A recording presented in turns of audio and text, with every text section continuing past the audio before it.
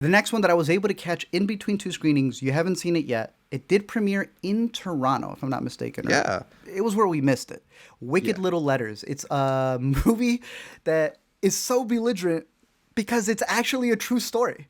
Turns out that back in the old, what is this, English days, 1920s in particular, there was these letters that were going out that were just talking smack. They were using the C words, they were using the B words, they were using words Ooh. that we don't even use in today's Ooh. language. And that caused these two women to get like such a big beef that one of them gets arrested. You have Olivia Colman's character who's very prim and proper, right? Like she's up there in age, she's still living at home with her parents. No man, no nothing. Then you have Jessie Buckley, the complete opposite. She runs her mouth. She's got a child without a father. She's out there doing whatever she wants. But at the beginning, they almost kind of have a camaraderie. Not fully, but they kind of see each other until these letters anonymously get sent to a bunch of people that says all of these crazy things. And that leads to them arresting Jessie Buckley because they're like, well, only one woman talks like this. And now it's about her trying to prove her case. Did she do it or did she not? Bro, this was delightful. I thought it was just these two. The whole cast kills it. They have a woman police officer who has to say she's a woman police officer because she's a woman police officer. Dude, she's trying to solve the case against like the male police officers, and she was hysterical. She has to do a lot of stuff with some of the other actresses that are in the movie who are like the other women around town.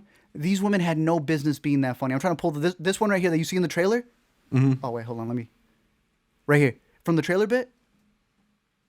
Abhorrent. Disgusting woman.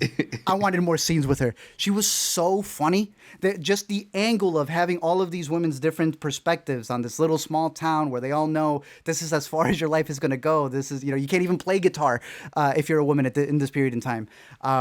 They all were able to add different elements to this movie that didn't make it feel like it's just the same thing. Who's writing these letters? Who's writing these letters? But who are these women in society as things are changing, especially during this period of time? That I found it to be one of the most enjoyable movies of that day. Having it right in between Monkey Man and The First Omen was such a palate cleanser, and then ended up being one of my favorite movies of that day as well. So it's playing in theaters. I would highly, highly recommend it.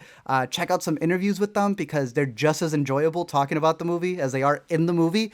And again, it's a true story that was like hidden for the longest time until they like pulled it up. They went to court. It is out there, and I thought it was hilarious. So check out Wicked Little Awesome. Letter.